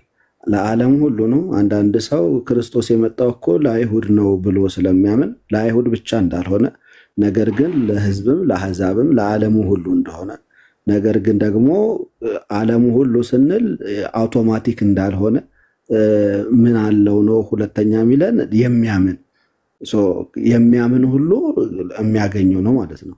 ዶክተር አለ ከተባለ ዶክተሩ ለታመመ ሁሉ መድኃኒት ይሰጣል፣ ለታመመ ሁሉ ሕክምና ያደርጋል። ግን ሄዶ እሱ ጋር ለሚታከም እንጂ ዶክተሩ ስላለ ብቻ ሁሉም በቃ ይድናሉ ይፈወሳሉ የሚል ነገር አይደለም። ሄደው እሱ ጋር ሕክምናውን ለሚወስዱ እንደሆነ አውቶማቲክ አይደለም ነው። ማቴዎስ 7:13 ላይ የሚነግረን ስለ ጠባቡና ሰፊው መግቢያ ሲነግረን እሱ ነው የሚናገረው፣ አውቶማቲክ አለመሆኑን የመረጡት መንገድ ላይ እንደሚመጡ። ስለዚህ ማመን የሚለውን ነገር እሱን ይነግረናል። ሌላውም ደግሞ ቅዱስ ጳውሎስ በገላትያ 2:20 ላይ ይሄንን ልናገር ፐርሰናል ያደርገዋል። ይሄ ገላትያ 2:20 ላይ እንደዚህ ይላል፣ ከክርስቶስ ጋር ተሰቅያለሁ፣ እኔም አሁን ሕያው ሆኜ አልኖርም፣ ክርስቶስ ግን በእኔ ይኖራል። አሁንም በሥጋ የምኖርበት ኑሮ ይልና ከዛ በወደደኝና ስለ እኔ ራሱን በሰጠ። አሁን ስለ እኔ ዓለሙ ሁሉ አይደለም፣ ለማምነው ለእኔ ነው እያለ ነው ጳውሎስ። ስለ ራሱ እየተናገረ ነው። ስለ እኔ ራሱን በሰጠ በእግዚአብሔር ልጅ ላይ ባለ እምነት የምኖረው ነው ይላል። ስለ እኔ ነው የሞተው፣ ስለ እኔ ነው የተሰጠው። የማዳኑ ነገር ለእኔ ነው የምለው ለዛ ነው። ፐርሰናል መሆን አለበት። እኔ ስድን ነው ዓለም ውስጥ ኢንክሉድ መሆን። ዓለምንና በዓለም ያለውን አትውደዱ ይላል። ከዛ ውስጥ የምወጣበትን መድኃኒት ነው የሚነግረኝ። ለዓለሙ ሁሉ ነው፣ ግን ዓለም ውስጥ ሊያደርገን ሳይሆን ከዓለም ሊያወጣን ነው መድኃኒት ሆኖ የመጣ።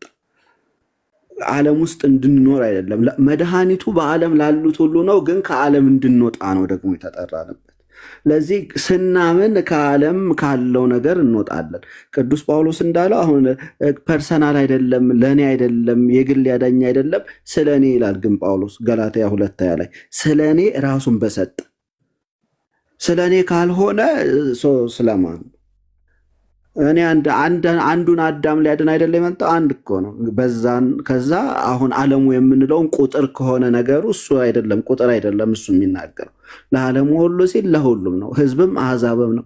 አንድ ስፔሲፊክ የሆነ ወገንን ብቻ አይደለም፣ ነገር ግን ዓለምን ሁሉ ነው፣ ሁሉን የሚያማክል። ነገር ግን ደግሞ ማዳኑ አውቶማቲክ ነው ወይ? አይደለም። ስናምን ነው፣ አምነን ስንቀበል ነው።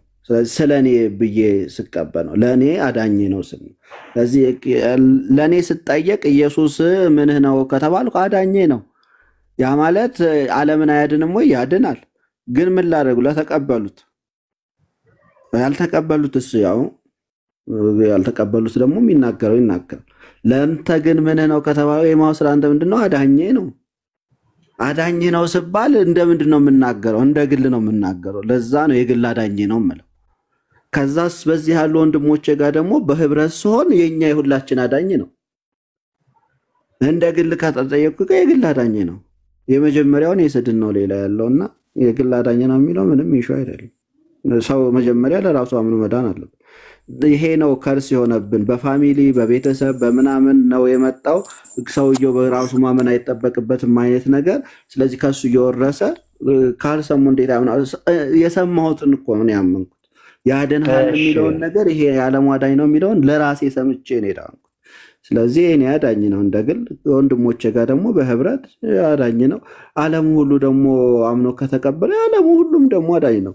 የመጣው ለሁሉም ስለሆነ በሁሉም ውስጥ ግን እኔ ያለሁኝ እኔ ስቀበል ነው ከሁሉ ጋር የምደመረው። አመሰግናለሁ።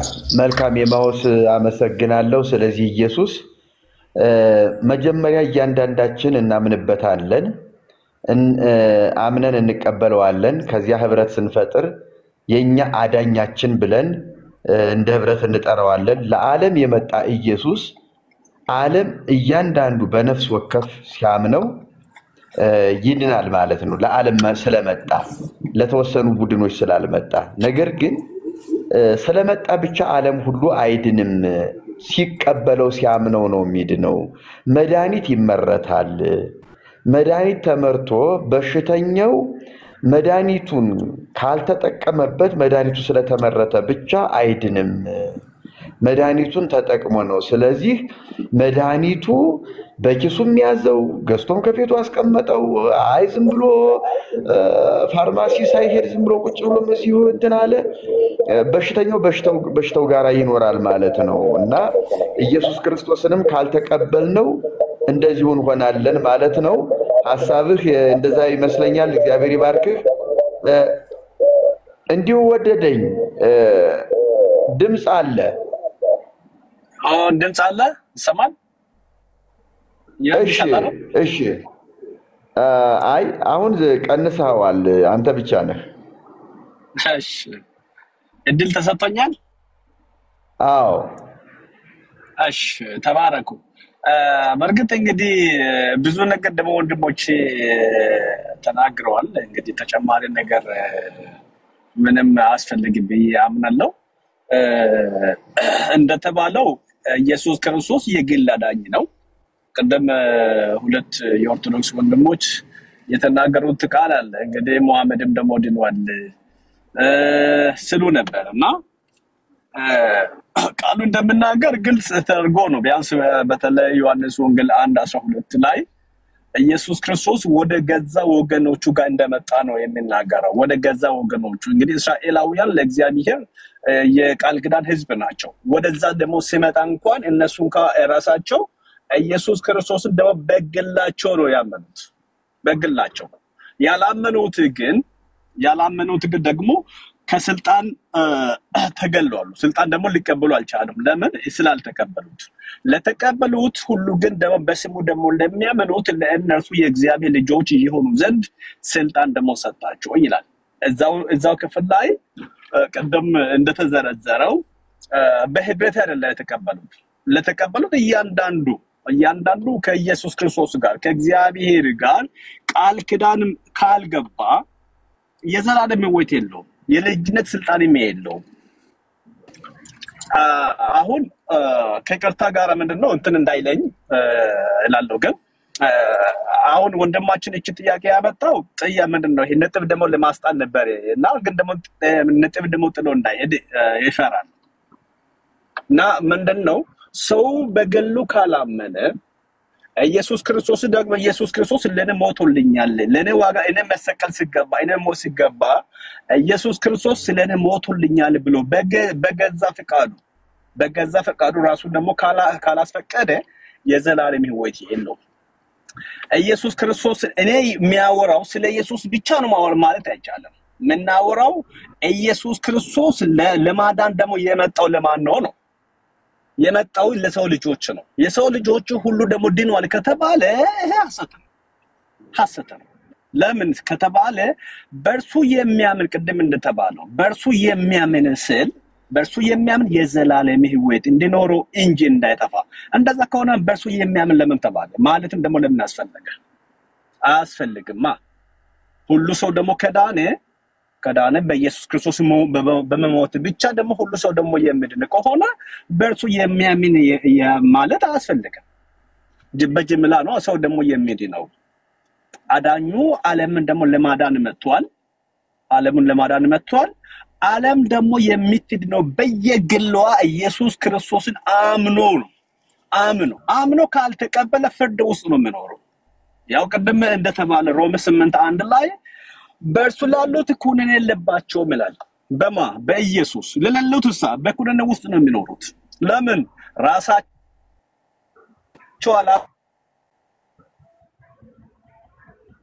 ኢየሱስ ደግሞ ለመቀበል ፈቃደኛ አይደለም። በዛው ምክንያት ፍርድ ውስጥ ይኖራሉ ማለት ነው። ቀጥታ ወደ ሲኦል ይከማቻሉ።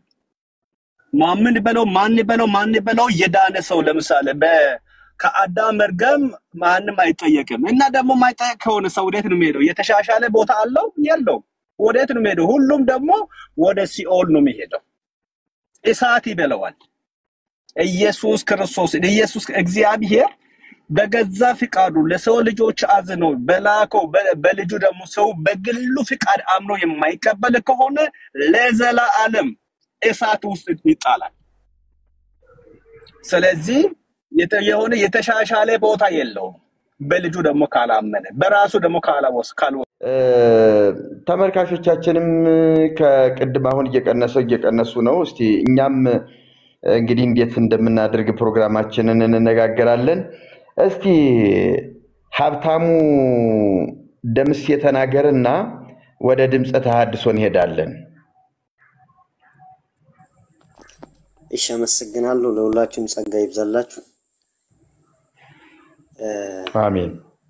እሺ፣ ከጥያቄው ሲጀምር ኢየሱስ የግል አዳኝ ነው አይደለም የምለው ነው። ይሄ አከራካሪ ጉዳይ አይደለም። በመጀመሪያ ምንም ጥያቄም የሌለው ጉዳይ አይደለም። ኢየሱስ የግል አዳኝ ነው። ይሄን ያልኩበት ምክንያት ቅድም አንዳንድ ወገኖች ሲያወሩ ሰምቻለሁ። ኢየሱስ የዓለም ሁሉ አዳኝ ነው እንጂ እንዴት የግል አዳኝ ሊሆን ይችላል ብሎ ሲሟገቱና ሲከራከሩ አይቻለሁ። ነገር ግን የዮሐንስ ወንጌል ምዕራፍ 1:12 ላይ ያለው ለምሳሌ በስጋ እንኳን ከዳዊት ዘር የሆነው የሚያውቁት የገዛ ወገኖቹ ኢየሱስን ባልተቀበሉት ጊዜ ግን ለተቀበሉትና በስሙ ለሚያምኑት ለነዛ የእግዚአብሔር ልጆች ይሆኑ ዘንድ ስልጣንን ሰጣቸው አይደለም የሚለው ለተቀበሉት ነው ስልጣንን የሰጣቸው። ስለዚህ ለምሳሌ እኔ በኢየሱስ አምኜ በኢየሱስ ድኜ በሱ የማምነውና ሌላው ደግሞ እንደውም ኢየሱስ አምላክ አይደለም ወይም እሱ ጌታ አይደለም የሚያምን እንዴት እኩል ሊሆን ይችላል? ለምሳሌ ለሁሉም ሞቷል። በእርግጥ መጽሐፍ ቅዱስ ሲናገር አንዱ ለሁሉም ሞቷል ይላል። ይሄ የማይካድ ሀቅ ነው። ግን ለሁሉ የሞተው ግን ሁሉን ሊያድን አይደለም። ሁሉ አሁን ዳኑ አይደለም። ሁሉም እንዲድኑ ወደ ድነት መንገድ እንዲመጡ ነው ኢየሱስ የሞተው። እግዚአብሔር ትልቁ ዓላማ ሲጀመር አብ ልጁን ስልክ ሰዎች ልጁን እንዲቀበሉት በዮሐንስ ወንጌል ምዕራፍ 14 ከቁጥር 6 ላይ ያለው ቃሉን ለምሳሌ ስንመለከት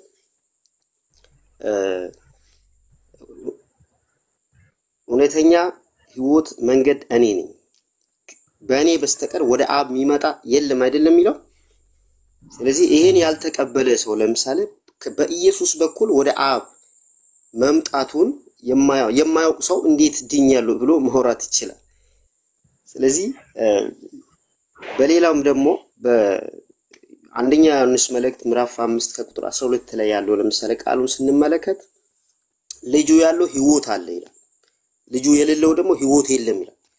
በልጁ የማያምን እሱ የግል አዳኝ አድርጎ ያልተቀበለ ሰው ልድን አይችልም። ስለዚህ ኢየሱስ የግል አዳኝ ነው ብሎ አንድ ሰው ሲያወራ እሱ በመስቀል ላይ የከፈለውን ዋጋ እሱ የመጣበትን ዓላማ እና በሱ በክርስቶስ በኩል የተደረገውን ቤዛነት አምኖ ነው የልጅነቱን ስልጣንን የሚቀበለው። የግል አዳኝ ነው ብሎ ማመን የሚችለው ለማለት ፈልጌ ነው። አመሰግናለሁ። እግዚአብሔር ይባርክህ። ተባረክ ወንድሜ። ድምፀ ተሐድሶ ኔትወርክ አስቸግሮ ነው መሰለኝ ወጣ ብለህ ቆይተህ መጣህ። ትንሽ እያስቸገረኝ ነበረ። አሁን ግን መጥቻለሁ። አሁን አለው መርጌታ። እስቲ እንደማጠቃለያም የሆነ ነገር እስቲ አሰማን። መቼም ቀላልም ነገር ነው፣ ግን ደግሞ አጨቃጫጭና መለያያ ነገር ሆኗል። አሁን እንኳን እንግዲህ ከዚህ ላይ እንደሰማነው በምንም ተአምር የግል አዳኝ ሊሆን አይችልም ብለው ኢየሱስን እንዳጠበብነውና እንደው ቆርሰን ለራሳችን ብቻ እንዳደረግነው አድርገው ነው የሚያስቡት እና ያሳነስነው ነው የሚመስላቸው። ያሳነስነው መስሏቸዋል። አሁን የተጠቀሱት ጥቅሶች እኮ እያንዳንዱ ለሚያምን ሁሉ ሲል እኮ የነፍስ ወከፍ መልእክት ነው የተላለፈው እንደው እንጂ ሁሉ ስላለ ብቻ አንድ ጊዜ ጠቅላላ ማለት አይደለም። ለሚያምን ሁሉ ከተባለ እገሌ ገሌ ገሌ ካላመኑ እገሌ ገሌ ገሌ ካላመኑ እነዚህ ያላመኑ ይቀራሉ፣ ያመኑት ግን ሁሉ ተብለው ይገባሉ ማለት ነውና ያመኑ ሁሉ ማለት ያመኑትን ብቻ የሚመለከት ነውና እነዚህ ደግሞ እያንዳንዳቸው በግላቸው ስላመኑት አይደለም ወይ? እና የግል አዳኝ የሚለው እንደውም ትክክለኛ የዓለም አዳኝ ከሚባል ትክክለኛ የግል አዳኝ መባሉ የተሻለ መልእክት የለውም ወይ የሚል ሐሳብ አለኝ እኔ። በጣም አመሰግናለሁ መርጌታ። እንግዲህ ጥቂት ደቂቃ ይሰጡኛል። እስካሁን ያው ሌሎች ወንድሞቼም እዚህ ጋር ያሉት ልጆች ሲያወሩ ረጅም ሰዓት ስለሰማው እንደው ጥቂት ደቂቃ ወስጄ ይሄን ሐሳብ ላውራና ሐሳቤን እጠቀልላለሁ። መርጌታ በጣም ስለተሰጠኝ ድል አመሰግናለሁ በድጋሚ።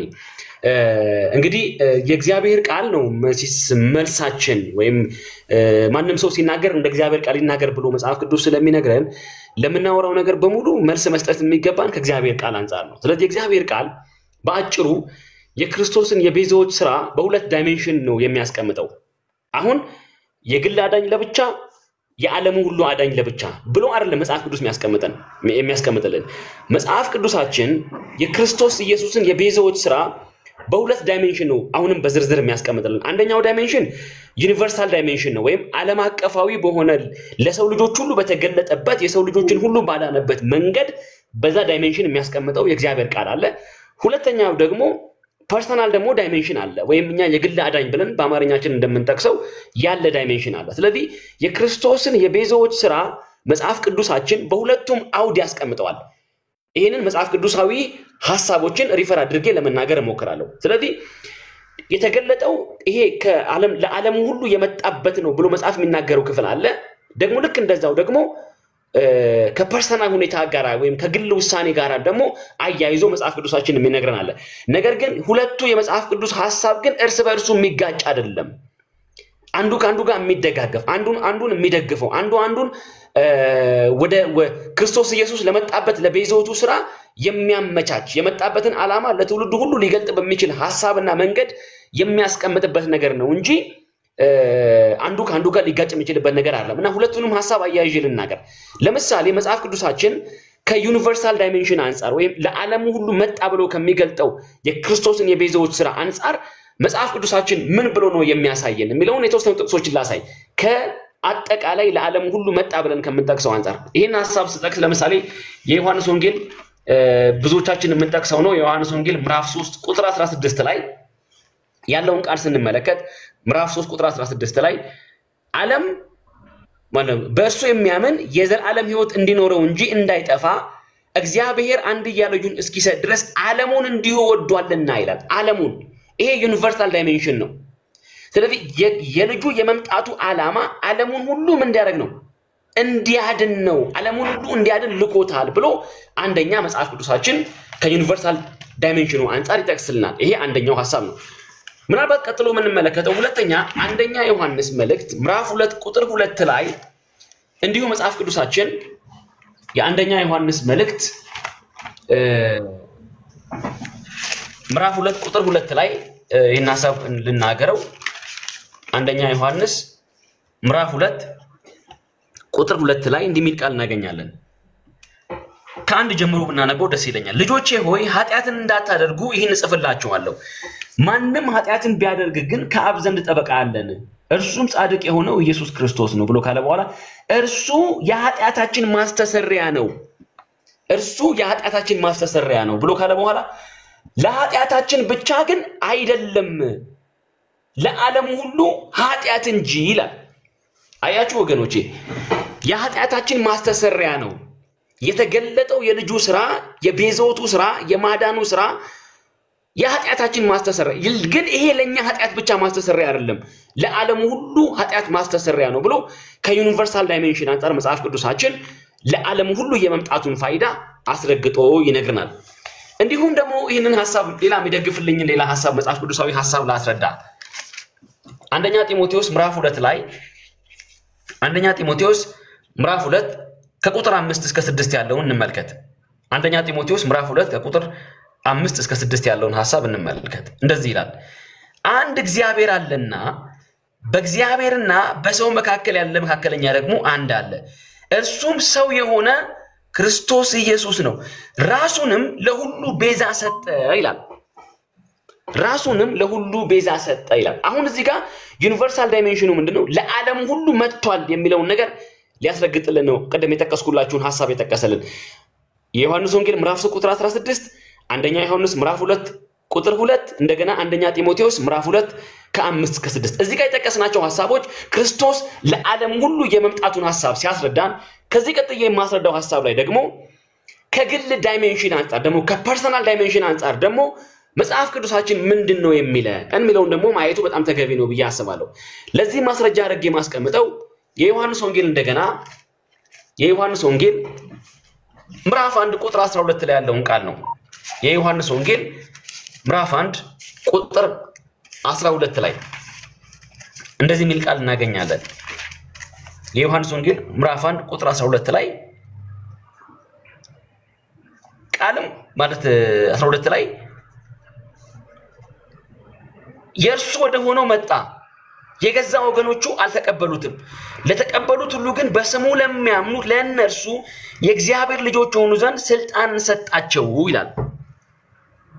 ይሄ የእግዚአብሔር ልጆች የመሆንን ውሳኔ በግል ውሳኔዎቻችን የምንቀበለው የተገለጠው ለዓለሙ ይሁን እንጂ የመጣው ለዓለሙ ይሁን እንጂ የምንቀበለው ግን በግል የተገለጠውን እውነት በማመንና በግል በመንወስነው ውሳኔ እንደሆነ ከግል ፖይንት ኦፍ ቪው ደግሞ መጽሐፍ ቅዱሳችን ያስረዳናል። ይሄንኑ ሐሳብ ደግሞ ሮሜ መጽሐፍ ምዕራፍ 10 ቁጥር 9 ላይ እንደዚህ ይላል። ሮሜ መጽሐፍ ምዕራፍ 10 ቁጥር 9 ላይ እንደዚህ የሚል ቃል እናገኛለን። 10:9 ላይ ኢየሱስ ጌታ እንደሆነ በአፍ ብትመሰክር፣ አሁን እያወራ ያለው ስለ ግለሰብ ነው። እዚህ ጋር ስለ ግለሰብ ነው እያወራ ያለው። ቅድም ስለ ዓለሙ ሁሉ ዝርዝሩን አስቀምጠናል። አሁን ደግሞ የክርስቶስ ኢየሱስን የማዳን የቤዛዎች ስራ ደግሞ ከግል ውሳኔ ጋር መጽሐፍ ቅዱሳችን ሰፍቶ ያስቀምጠዋል። ኢየሱስ ጌታ እንደሆነ በአፈ ብትመሰክር እግዚአብሔርም ከሙታን እንዳነሳው በልብ ብታመን ትድናለህና ይላል። ይሄ በአፍ መመስከር በልብ ማመን የሚባሉ ጉዳዮች ከግለሰቡ ውሳጣዊ ውሳኔ ጋር የተገናኙና የተሰፉ ጉዳዮች እንደሆኑ ያሳየናል ማለት ነው። ስለዚህ ምን ማለት ነው? የክርስቶስ ኢየሱስን የቤዛዎች ስራ ስንመለከት መጽሐፍ ቅዱሳችን በዩኒቨርሳል ዳይሜንሽን ወይም ለዓለም ሁሉ በተገለጠው ዳይሜንሽን ይነግረናል። እንደገና ደግሞ አሁን በተቀስኩላችሁ በግል በመንወሰናቸው ውሳኔዎች ጋራ የተሰፋ እንደሆነ ያሳየናል። ስለዚህ ምን ማለታችን ነው? አንድ ሰው ጌታ ኢየሱስ ክርስቶስ የግል ለሱ ብቻ የተገለጠ ለሱ ብቻ መከራ የተቀበለ ለማለት ሳይሆን ይልቁንም በግል የወሰንኩት የእምነት ውሳኔ በግል ክርስቶስ ኢየሱስ በመስቀል ላይ የሰራውን ስራ ያመንኩበት ያ እምነት ወደ ዘላለም ሕይወት አድርሶኛል፣ ወደ እግዚአብሔር መንግስት አስገብቶኛል። ለዓለም ሁሉ ኢየሱስ ይምጣ እንጂ እኔ ግን የተቀበልኩት ለዓለሙ የመጣውን ኢየሱስ ግን በግል በማመኔ ምክንያት ከእግዚአብሔር ጋር ታርቄያለሁ ብሎ ሲል ይሄን ሐሳብ ሊናገር እንደፈለገ ልንረዳው ይገባናል። ስለዚህ ምን ይያል ነው? ኢየሱስ የዓለም ሁሉ አዳኝ ነው፣ ግን የምንቀበለው በግላችን ነው። ግን የምንቀበለው በቡድን ወይም በጀማ ወይም ደግሞ በግሩፕ ወይም ደግሞ በደቦ ተስማምተን አቋም ይዘን የአቋም መግለጫ ይዘን የምንቀበለው ሳይሆን ለዓለም ሁሉ የተገለጠውን ኢየሱስ ግን በግላችን በመንወስናቸው ውሳኔ በግላችን በመንወስናቸው የግል ውሳኔዎች አሜን ብለን ልንቀበለው የሚገባ እንደሆነ እንደው ማወቅ ይገባል ማለት። ስለዚህ ሰዎች በግል እንደተገለጠላቸው አምነዋል። ቅዱስ ጳውሎስ በግል እንደመጣላቸው አምነዋል። ከዚህ በኋላ እኔ አይደለም የምኖረው በእኔ ውስጥ የሚኖረው ኢየሱስ ነው ብሎ ኢየሱስን እንኳን ሰውነት ውስጥ አስገብቶ እንደመሰከረ እንመለከታለን። በዩኒቨርሳል ስኮፑም በዛ ላይ ልንመለከት ይገባናል ማለት ነው። ስለዚህ በአጭሩ ጌታ ኢየሱስ ክርስቶስ ያዳነን የማዳኑ ስራ ለዓለም ሁሉ ነው። ዓለም ሁሉ በማመን እንዲጸድቅ ነው። ነገር ግን ወደ ተግባር ስናመጣው ግን አፕሊኬሽን ላይ ግን ስናመጣው ግን በግል የሚተገበር ነው።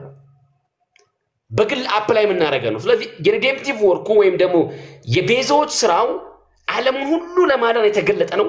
እንደውም በዚህ ሐሳብ ላይ ምንድነው ልንል የምንችለው? የተከፈለው ዋጋ አንዳንዶች እዚህ ጋር ሲናገሩ እንደነበረው ምናልባት እንደገና ጉዳዩን ማየት ይገባቸዋል ብዬ አስባለሁ። የተከፈለው ዋጋ በቀራንዮ መስቀል ላይ ጌታችን ኢየሱስ የከፈለው ዋጋ ዓለሙን ሁሉ ሊያጸድቅ የሚችል ነው። ባይዘወይ ተጨማሪ ዋጋ ሳያስፈልግ ለዓለም ሁሉ የፈሰሰ ቅዱስ ደም በቀራንዮ አደባባይ።